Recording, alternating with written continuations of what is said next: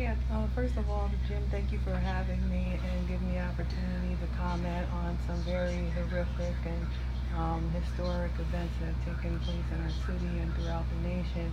And I have to say, like many Americans, like many residents of Baton Rouge, that I was deeply saddened and send my condolences to the Sterling family after watching the video.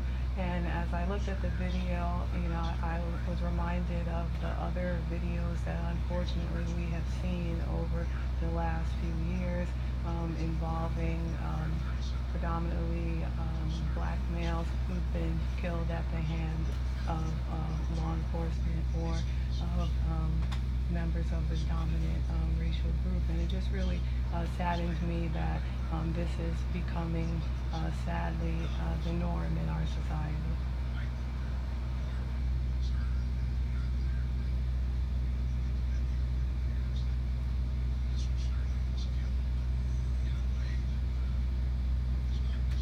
Yes, I think that that peaceful protests in Baton Rouge and other places are indeed the norm. Although we hear a lot about protests and incidences that are not necessarily peaceful, but I'm familiar with a lot of the individuals and organizations that are working to find solutions and to improve the relationship between the black community in particular and the police department.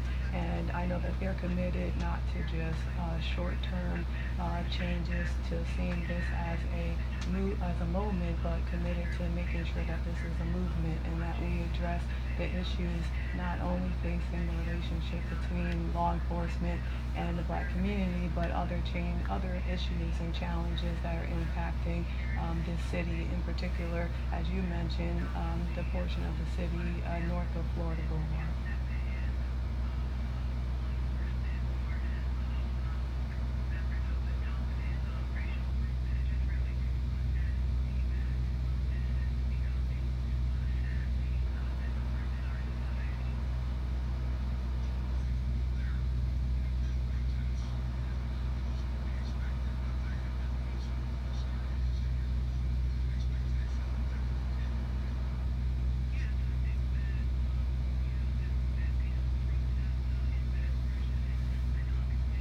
Well, I don't know if we can say that the South gets a bad rap, but I think what people don't always understand and appreciate is that racism is not just a regional phenomenon. It's not just something that happens in Louisiana. It's not just something that happens in Mississippi, Florida, Texas, but that it's a system. It's a multi-level, multi-dimensional system of oppression by which oftentimes racial and ethnic minority groups are scapegoated by members of the dominant group.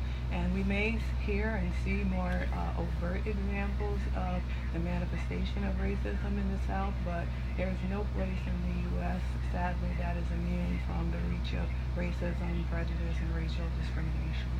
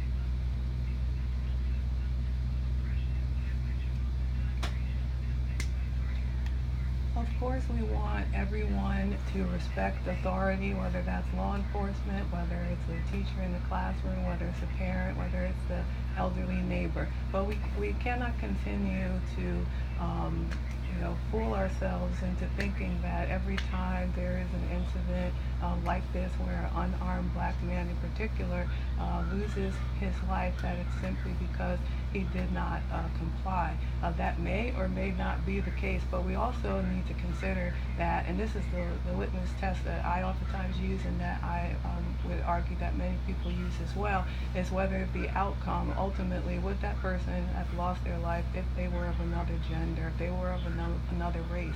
And we're oftentimes telling our young people, often people are oftentimes talking about black parents having to have the talk with their children, and that talk is not about the birds and the bees as it may have been in past generations, but it's about how to stay alive and how to make it home if they encounter not only someone in law enforcement, but someone else, such as in the case of George Zimmerman.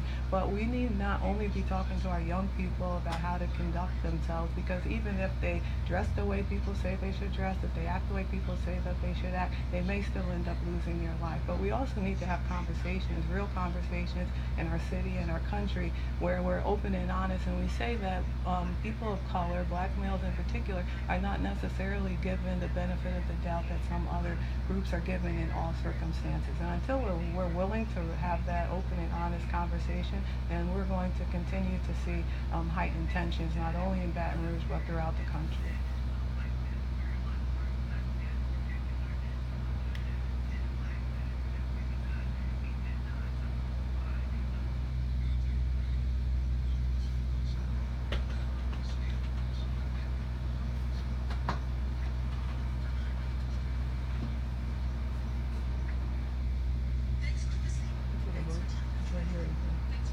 Yeah, pretty much.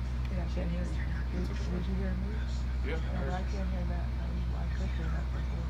I turned it down so that you wouldn't hear No, it. I can't hear anything in this phone. Oh, this is an advertisement.